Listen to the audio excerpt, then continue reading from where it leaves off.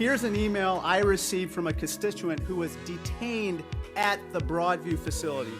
It said, and I'm just going to quote one part, "My dad was sent to Mexico, but he told me he signed his voluntary leave because the conditions were so inhumane inside the Broadview facility." I talked to him last night, Pastor Black. He said that there were up to 60 people kept in one cell, and he was forced to sleep standing up. They told us Guantanamo Bay was a mistake, a dark scar on America's conscience, a place where the rule of law bent under the weight of fear. We said never again. But guess what? It didn't end there. It just changed zip codes. Because right now, right here inside the United States, there are detention centers run by ICE that make Guantanamo look like a training camp. Concrete boxes with no sunlight. Families locked in warehouses that smell like bleach and sweat. Children sleeping under fluorescent lights that never turn off. Their lullaby? The hum of security cameras watching 24/7. They call it immigration enforcement. But let's be honest, this is incarceration for profit. Every migrant behind those walls is worth a paycheck to a private prison giant. CoreCivic, GEO Group, the same companies that lobbied Congress to keep the beds filled, not with criminals, but with human beings. And here's the kicker. Some of these facilities aren't even officially listed. No cameras, no oversight, no record. Just black sites hiding in plain sight, abandoned Walmarts, converted factories, office parks with tinted windows. You drive by them every day and never know what's happening inside. And what is happening inside? Beatings. Solitary confinement for asking questions. Women denied medical care until it's too late. And suicides, dozens of them, quietly buried under paperwork labeled non-criminal incident. This isn't some third world dictatorship. This is happening in America. The same country that lectures the world about freedom, democracy, and human rights. Except this time, the cages aren't offshore. They're in Georgia, Louisiana, Arizona, maybe even your own state. So tonight, we're pulling the curtain back. Not on Guantanamo Bay, but on Guantanamo, USA. 10 facilities, 10 nightmares, and a government that swore it would never let this happen again. Number 1. Otay Mesa Detention Center, California. Let's start in San Diego County, just a few miles from the United States-Mexico border. Tourists drive past it every day on their way to the beaches, the outlets, the desert. But hidden behind a stretch of razor wire and beige concrete sits Otay Mesa Detention Center, one of the darkest corners of America's immigration machine. From the outside, it looks sterile, secure. Inside, it's a slow-moving nightmare. The air smells like bleach and fear. Lights stay on 24/7, so bright they burn through your sleep. People lie on thin mats on freezing concrete floors. No beds, no privacy. And when someone gets sick, they don't call it an emergency. They call it non-urgent. Otay Mesa is run by CoreCivic, the same private prison company that made billions locking up Americans before discovering an even more profitable market, immigrants. For every person detained here, CoreCivic earns over $100 a night. That's not immigration enforcement, that's human warehousing for profit. During the pandemic, this place became a death trap. Dozens tested positive for COVID, but guards refused to hand out masks. One woman said they used to beg for soap and were told, "You're not paying guests." Another detainee, diabetic, coughing for days, was left untreated. He died chained to his hospital bed. ICE called it an unfortunate incident. CoreCivic called it a matter under review. But inside those walls, everyone called it what it was, a death sentence. You know what's even more disturbing? When the outbreak hit, ICE didn't release detainees. They moved them around, spreading infection from one unit to another, just to keep the beds full and the money flowing. Because empty cells don't make profits. By the time whistleblowers spoke up, guards, nurses, even a few ICE insiders, it was too late. The headlines came and went, but the people didn't. Otay Mesa still operates today. Same company, same contracts, same silence. And in a country that swears it values freedom, there's a place where freedom costs $150 a night. So the next time someone says, "At least this isn't Guantanamo Bay," remember, Otay Mesa doesn't need waterboards or torture rooms. All it needs is neglect, indifference, and a price tag. Number 2. Eloy Detention Center, Arizona. If you thought Otay Mesa was bad, wait until you drive east, past the cactus plains of southern Arizona, past the endless stretch of desert that feels like nowhere. Because out here, tucked between silence and sandstorms, sits Eloy Detention Center, a place ICE insiders quietly call the graveyard. From the road, Eloy looks harmless, a beige complex surrounded by desert winds and barbed wire, like something out of a forgotten military base. But behind those walls, it's a different kind of battlefield, one where hope goes to die slowly. Since it opened, Eloy has recorded more deaths than any other ICE facility in America. Suicides, neglect, medical indifference so brutal it borders on intentional. In one report, a detainee begged for asthma medication for 4 days. He died gasping for air in his bunk. Another man asked to see a psychologist. He was told to fill a form. By the time guards found him, he'd hung himself with his bedsheet. ICE called it self-harm. But people who lived there called it what it was, a cry that nobody cared to hear. You see, Eloy isn't run by the government either. It's another core civic facility, which means every occupied bed equals revenue. There's no incentive to fix anything. If a detainee dies, they just fill the bed again by nightfall. One ICE whistleblower said they don't see names, only numbers. If you stop breathing, you stop billing. And here's the irony. Eloy is located just a few miles from a small town that depends on it for survival. Locals call it job security. They don't talk about the screams, the suicides, or the reports of guards mocking detainees during lockdowns. They just know that if Eloy shuts down, the town dies too. So they stay quiet, and silence becomes policy. What makes Eloy truly terrifying isn't just the deaths, it's how invisible they are. No cameras, no press. Families often find out weeks later that their loved one is gone, buried in a numbered grave under the Arizona sun. Eloy is proof that America doesn't need secret prisons overseas. We built our own, right here in the middle of the desert. And just when you think it couldn't get worse, head a little further south, to Texas, where detention meets disaster management. A place where ICE's chaos isn't just tolerated, it's outsourced. Next stop, South Texas ICE Processing Center, the profit machine disguised as law enforcement.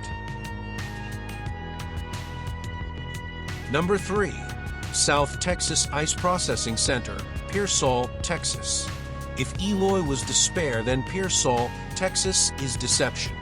A place where law enforcement and corporate profit became one and the same, and where justice is just a slogan on a wall. Drive about 50 miles south of San Antonio, and you'll find it, the South Texas ICE Processing Center. From the air, it looks almost clinical. Rows of pale buildings, perfect symmetry, and a Texas flag waving like it's proud of what's inside. But walk through its halls, and the smell of bleach and sweat hits you like a wall. Because inside these walls, people aren't processed, they're monetized. This is one of ICE's largest facilities, operated by the GEO Group, a private prison corporation that's made billions off human confinement. And here's the business model. For every single detainee, ICE pays around $140 a night. Multiply that by more than 1,000 people every night of the year, and you start to see why nobody in Washington wants this system to end. But the numbers hide the human cost. In 2022, an internal report leaked from the center described a scene straight out of a nightmare. Inmates fainting from dehydration, medical requests ignored, and guards punishing hunger strikers by shutting off ventilation in their cells. One whistleblower, a nurse, said she was told to delay medical reports so deaths wouldn't show up during inspections. And when she refused, she was fired. A former detainee told reporters, "They say it's America, but inside it's another country. No rights, no rules, just fear." Even worse, this place doesn't just hold adults. During high-volume surges, families and children have been routed here temporarily before being sent to overflow facilities. Imagine being a child locked behind chain-link partitions, listening to strangers sob all night, and not understanding a word of what's happening to you. And while Pearsall profits, Texas politicians call it job creation. The GEO Group funds local campaigns, sponsors community events, even donates to police charities. So when questions about abuse surface, local leaders shrug and say, "Fake news. These people broke the law." That's how corruption hides, behind patriotism. But here's what really makes South Texas stand out. It's the model ICE uses to expand nationwide. Privatize, profit, and pretend it's protection. The system works so well for contractors that new centers are being built every year, each one colder, quieter, and less accountable than the last. The South Texas facility isn't just a detention center. It's a blueprint, a business plan written in fear and funded by your tax dollars. And if you think that's dark, wait until you see what's happening in Louisiana, where ICE's reach has infected entire towns and local sheriffs turned human suffering into an economy. Next up, LaSalle ICE Processing Center, where faith, profit, and fear collide. Number 4, LaSalle ICE Processing Center, Louisiana. If Texas built the model, Louisiana perfected it. Welcome to Jenna, a small, quiet town that barely makes the map, but behind its sleepy streets sits one of ICE's most notorious facilities, LaSalle ICE Processing Center. From the road, you'd never guess what happens here. A faded "Welcome to Jenna" sign, a few churches, a diner that closes before sunset. But tucked behind all that southern charm is a detention center that's been called a warehouse for the forgotten. Run by the LaSalle Corrections Company, this isn't a federal agency, it's a private business that wears a badge. The same family that runs this facility also owns others across the South, turning detention into a dynasty. And the irony? They call themselves a faith-based organization. But inside, faith is the first thing to die. Former detainees describe being denied medical care for weeks, told to pray on it instead of seeing a doctor. One man with chest pains was told he was exaggerating. He died hours later. ICE called it unfortunate. LaSalle called it within policy. No one was charged. Then came COVID. When the virus hit, LaSalle became a death trap. Detainees begged for masks. Guards laughed. Some were pepper sprayed for refusing orders when they tried to social distance. And when news of the outbreak leaked, ICE locked down communication. No phone calls, no visitors, no media, just silence.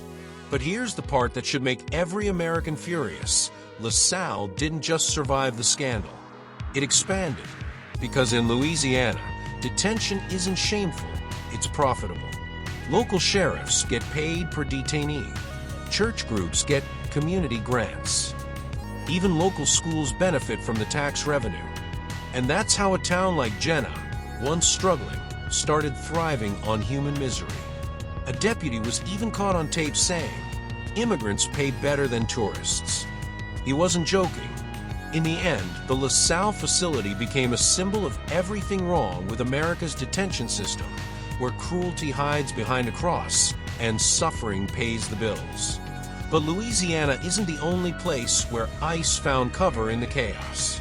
Because further west, in Colorado, there's another detention center that turned human neglect into a routine, one that's been accused of everything from abuse to falsified medical reports. Next up, Aurora Contract Detention Facility, the silent experiment ICE doesn't want you to see. Number 5, Aurora Contract Detention Facility, Colorado. By now, you've seen the pattern. Small towns, big money, silent suffering. But Colorado's story is different, because this isn't some remote backwater. It's happening in Aurora, a city just outside Denver, surrounded by suburbia, coffee shops, and clean streets. And that's exactly why it's so chilling. Welcome to the Aurora Contract Detention Facility, run by the GEO Group, one of America's largest private prison companies. From the outside, it looks almost clinical. Glass walls, fresh paint, neatly trimmed lawns. But inside, it's a laboratory of neglect.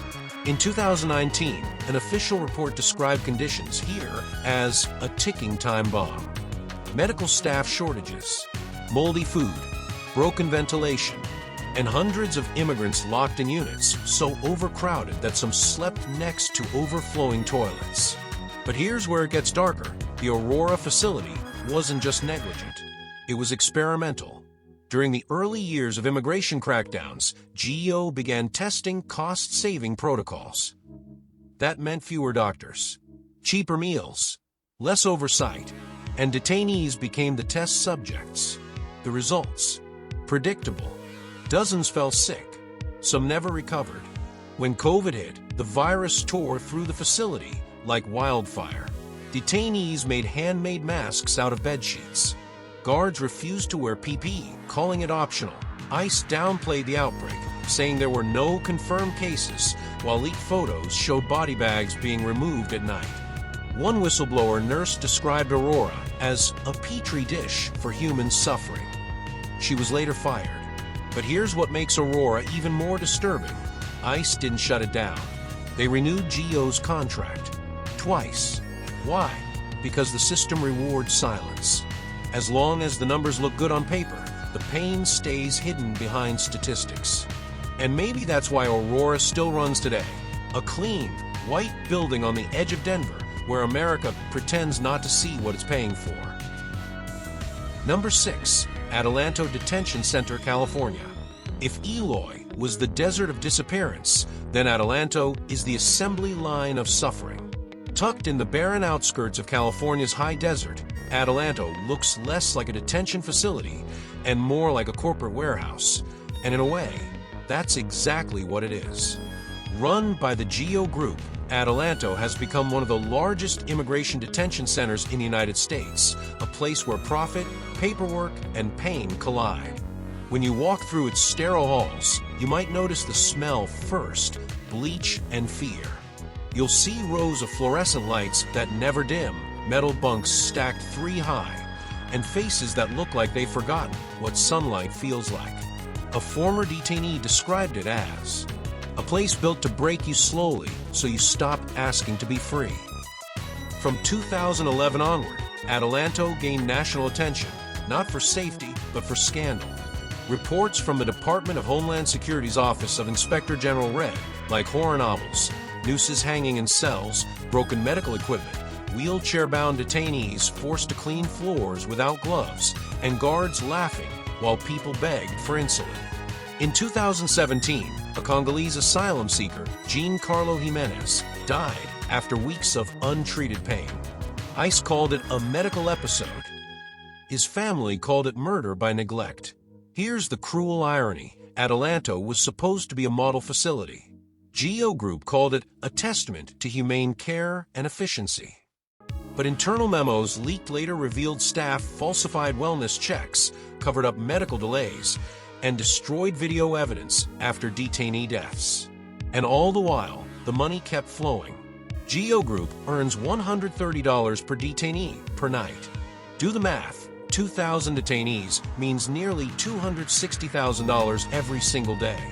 So overcrowding isn't a failure, it's the business plan. In 2018, a federal inspection team found 15 men crammed into a cell built for 6. Toothpaste shared among strangers. No toilet paper. No privacy. Just a clock that never moves, because here, time doesn't heal, it tortures. Even after California tried to ban private prisons, GEO Group found a loophole, signing intergovernmental service agreements to keep Adelanto running under ICE contracts. Because when cruelty becomes profitable, legality becomes negotiable. One activist said, Adelanto isn't a detention center, it's America's conscience in a cage. And that's what makes it so haunting. Because while politicians debate border policy, men and women here die quietly, their stories filed away under administrative closure. From the desert of Eloy to the concrete maze of Adelanto, a pattern emerges: pain turned into policy, suffering repackaged as deterrence. And yet somehow, it's all happening in plain sight. Next up, Stewart Detention Center in Lumpkin, Georgia, a place where detention feels more like disappearance. Number 7, Stewart Detention Center, Georgia. If you thought things couldn't get worse, they do. Because next, we're heading to a place that doesn't just detain people, it breaks them. Lumpkin, Georgia. Population, barely 2,000. But what keeps this tiny town alive isn't farming or tourism, it's a detention center. The Stewart Detention Center. From the outside, it looks ordinary enough: chain link fences, government logos, and guards who look bored out of their minds. But step inside, and you realize you've entered one of the most lethal ICE facilities in America. The air smells like bleach and despair. The lights, always on. There are no clocks, no sunlight, no sense of day or night. Just endless time and silence. Over the years, suicides have become routine here. Men found hanging from bed sheets. Others collapsing from untreated illnesses after begging for medical care that never came. ICE calls these isolated incidents. But when you count the bodies, it's not isolated anymore. It's systematic neglect. And who runs Stewart? Core Civic, one of the biggest private prison corporations in America. Every detainee is worth roughly $150 a night. So, the longer they're locked up, the more money flows in. It's a business, and pain is the product. A former detainee once said, "They don't want you to die fast, they want you to suffer slow." That's how they make money. And the cruel irony, the town depends on it. Stewart is the largest employer in Lumpkin. Without detainees, there's no economy. So every arrest, every transfer, every new arrival keeps the lights on and the silence going. Reports describe temperatures reaching over 100 degrees Fahrenheit in some cells. Medical care delayed for days. Solitary confinement used as punishment for simply asking for help. And when lawyers or reporters come knocking, ICE shuts the doors, citing security reasons. This isn't about safety, it's about secrecy. Because if the world really saw what happens inside Stewart, the outrage would be deafening. But here's the thing, that's exactly what they're afraid of. Because when exposure begins, control starts to crumble. And maybe that's why stories like these matter. Because every view, every like, every comment, it's not just engagement, it's resistance. It's proof that people still care enough to look behind the curtain. So before we move on, take a second, hit that like button if you believe this shouldn't be happening on American soil. Because the next facility we're going to, it makes Stewart look tame. Number 8, Hudson County Correctional Facility, New Jersey. If Stewart was hell in the heat, then Hudson County is the cold, concrete version of it, where the horror hides behind bureaucracy and politics. Welcome to Hudson County Correctional Facility, New Jersey. Just a few miles from the glittering skyline of Manhattan, and yet it might as well be another world. This place wasn't built to hold migrants. It was meant for short-term inmates. But when ICE ran out of space, they saw an opportunity, and local officials saw a paycheck. They signed a multi-million-dollar contract to temporarily house ICE detainees. Temporary became forever. Inside, detainees described cells crawling with black mold, contaminated water, and air so foul it makes you sick. People develop rashes, respiratory problems, stomach infections. One detainee told a reporter, "The air smells like rot. You taste it when you breathe." Meals, barely edible. Medical care, weeks away if it comes at all. And the guards? Many treat migrants like they're subhuman. In 2019, an internal inspection described the facility as unsafe for sustained human confinement. You know what happened after that? Nothing, because shutting it down would mean losing a steady stream of ICE money, and in Hudson County, money talks louder than morality. But here's the twist. The very politicians who condemned Trump's immigration policies publicly were secretly renewing ICE contracts behind closed doors. Democrats, progressives, city leaders, all cashing in on the same system they pretended to oppose. It's not just a humanitarian crisis. It's political theater where human beings become props in a profit show no one wants to admit exists. Even the staff know it's broken. One former corrections officer said, "We're told not to look them in the eye, because if you start seeing them as people, it gets harder to do your job." Think about that for a second. The only way to survive inside Hudson County's walls is to forget empathy. And that's the real horror here. Not just the filth or neglect, but the normalization of cruelty. Because once cruelty becomes routine, justice dies quietly. So if you've watched this far, you already see what most people choose to ignore. Drop a comment right now. Tell me, do you think places like this should even exist in a country that calls itself free? Because we're not done yet. Up next, we're heading back south to a place that became synonymous with abuse, silence, and surgical horror. It's called Irwin County Detention Center, and what happened there will make your stomach turn. Number 9. Irwin County Detention Center, Georgia. If Hudson County was about profit and politics, then Irwin County is about something far darker: violation. We're talking about the Irwin County Detention Center in Ocilla, Georgia, a place that, for years, looked ordinary on paper. ICE listed it as a medical processing facility. But what happened inside was anything but humane. It started with whispers, stories from migrant women who said they were taken to the doctor and came back scarred, broken, and confused. Some said they were told they had ovarian cysts or tumors. Others said they didn't even understand what procedure they were getting until it was over. And then came the bombshell. In 2020, a whistleblower nurse named Dawn Wooten, one of the few brave souls willing to speak out, exposed what she called a pattern of unnecessary hysterectomies.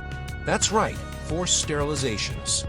Women stripped of their ability to have children, without consent, without explanation.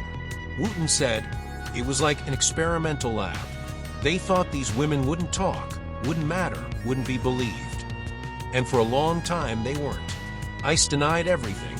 The private prison company, LaSalle Corrections, denied it too. But then documents leaked.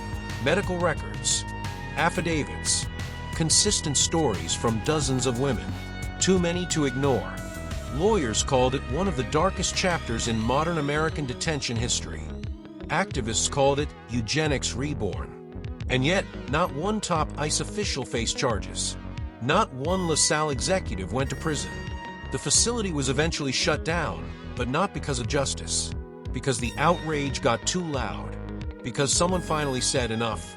But here's the truth no one likes to say. Irwin wasn't a mistake. It was a symptom of a system built to dehumanize until anything becomes possible. And you can feel that in every hallway of that place, the sterile rooms, the locked drawers, the smell of bleach that can't wash away what happened there. Irwin wasn't just a detention center. It was a warning of what happens when secrecy becomes policy. So tell me, do you think these women will ever see justice? Drop your thoughts below. Let's make sure their voices don't disappear into the silence. And stay tuned, because our final stop takes us deep into Florida, to a facility where brutality isn't hidden anymore, it's routine. That's Baker County Detention Center, and it might just be the most dangerous ICE site in America. Number 10. Baker County Detention Center, Florida. Tucked deep in northern Florida, far from the beaches and palm trees people picture when they think of the state, there's a facility that almost never makes the news. But inside, it's a nightmare that everyone knows about and no one dares to expose. This is the Baker County Detention Center, a place where ICE detainees vanish into what advocates call a black site on United States soil. From the outside, it looks like any county jail, beige walls, barbed wire, a flag fluttering in the heat. But once you're through those gates, the rules change.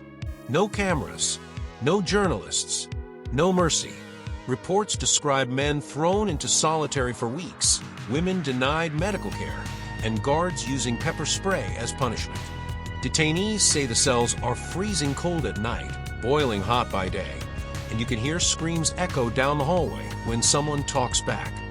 In 2022, the ACLU and several watchdog groups filed a scathing report accusing Baker County of systematic abuse.